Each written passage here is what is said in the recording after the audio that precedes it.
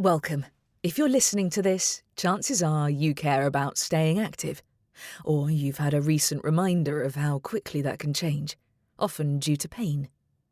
Most people don't see it coming. They're coping, carrying on, and doing what they've always done, until one ordinary moment becomes one step too far. Welcome to the 3 Rules to Stay Active for Life. I'm Gavin Routledge, a lifestyle medicine professional, osteopath and author. And in this podcast, I'll share a few simple frameworks to help you suffer less pain and feel more confident about your current and future health. Sitting isn't evil, but it's a classic case of the Goldilocks principle. Not too much, not too little.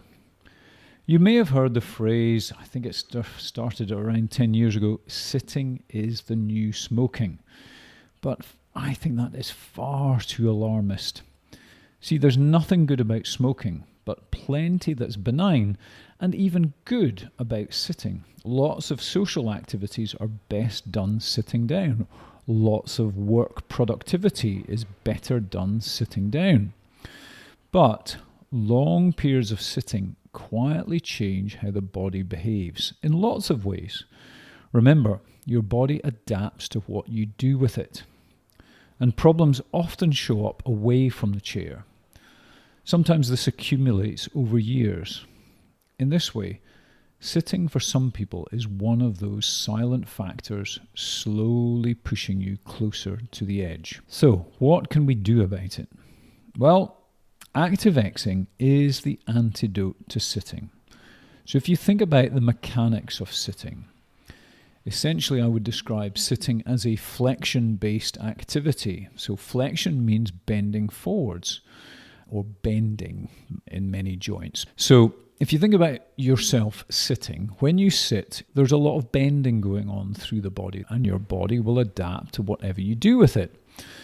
So given that you spend a lot of time flexed at these various body parts, it's important to spend some time doing the opposite, which is extension, which is opening up all those body parts.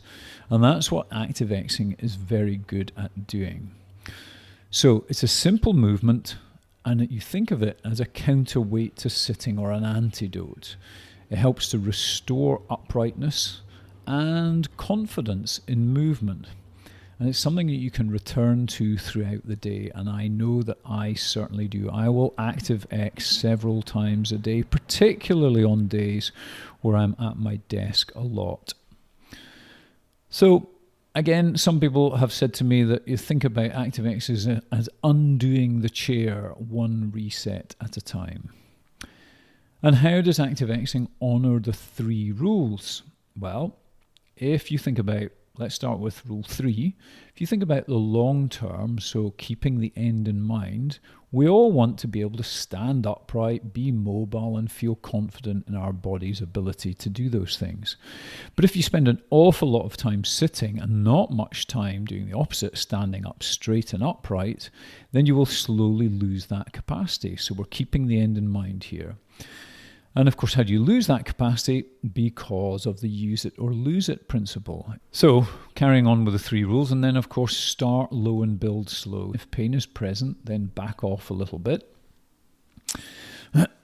So, we're going to honour those 3 rules.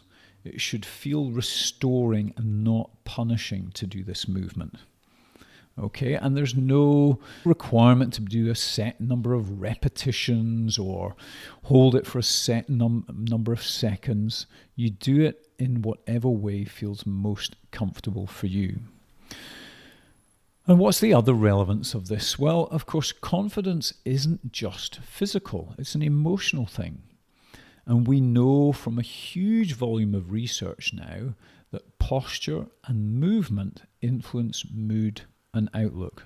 So what you do with your body has a massive impact on how you feel emotionally. If you think about it, and of course this isn't true for everyone, it's more extreme for some than it is for others, but it's certainly fair to say that what you do with your body, your movement and posture will have a big impact on how you feel. Now, if we translate that into the real world, if you were to think of someone who is depressed, what posture would you picture them in? What position? Yeah? The classic position for depression is folded forwards, arms in front of you, perhaps wrapped around you. It's in that forward bent position. So if you spend long periods in that position, that is related to a depressive posture. Arms in front, folded forwards. Yeah, more protective.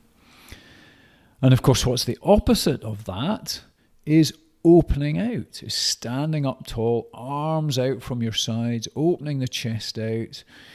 The classic position that people adopt when they win a race, for instance. You know, the arms get flung out to the side, and this is exactly what Active Xing looks like. It's that big position where you stand as tall as you can, arms stretched upwards and outwards, a wide stance, and fundamentally you're in the shape of an X. That makes sense?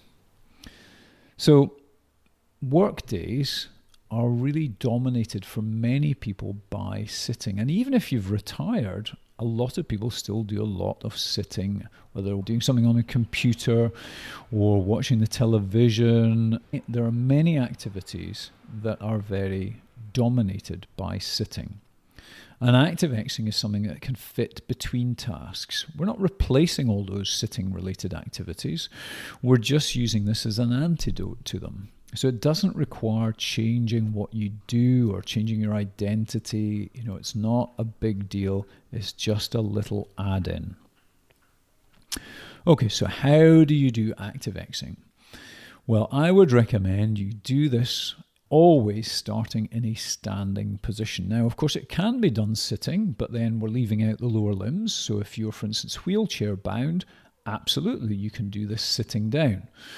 But if you are able to stand up, then I would certainly recommend standing up tall and think about lifting the chest up. And as you do that, lift both arms up and out from your sides so that you look a bit like a Y at the top half of you. But if you've got a moderately wide stance, then fundamentally you are now in the shape of an X. And that is the position. But if you bring your arms back down now to your sides, you'll feel, if you do this mindfully, that having done that, it's like a reset. Your chest now feels more open. It's easier to expand your lungs fully compared with if you try and do that in a sitting posture with your hands in front of you. Now, I mentioned a progression from that. But this is much harder to describe than it is to see visually. I just want to give you a high-level idea of how to do Active Xing. And remember, this is a reset. It's not meant to be a workout.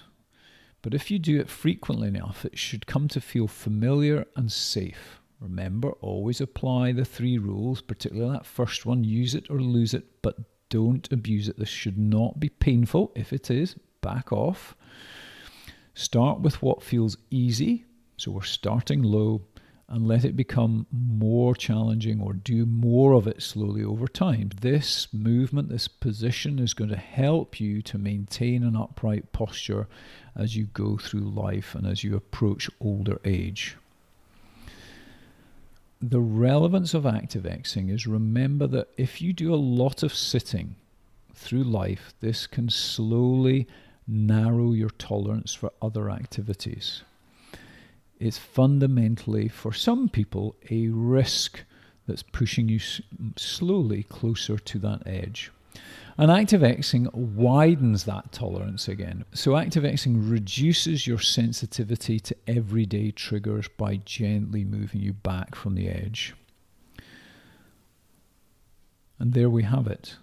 So, Active Xing works best when it becomes something you notice, not just something you do. Try to do it mindfully.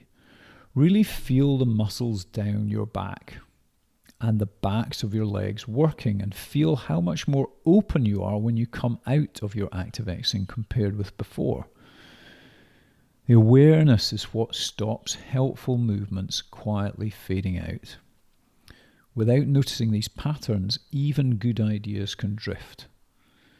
And that leads me into the next episode. So the next piece of the puzzle we'll cover in foundational episode number 4 is all to do with noticing and tracking what's actually happening to you over time. But that's for the next episode. I'll see you there. If today's episode sparked a shift in how you think about your body or your health, don't try to change everything at once. Choose one small action this week, something that nudges you towards staying active rather than avoiding discomfort. That's how confidence is rebuilt. You'll find further episodes exploring the 3 rules and the habits that matter most, not by doing more, but by doing things better. This program is provided for general information only and should not be taken as medical advice.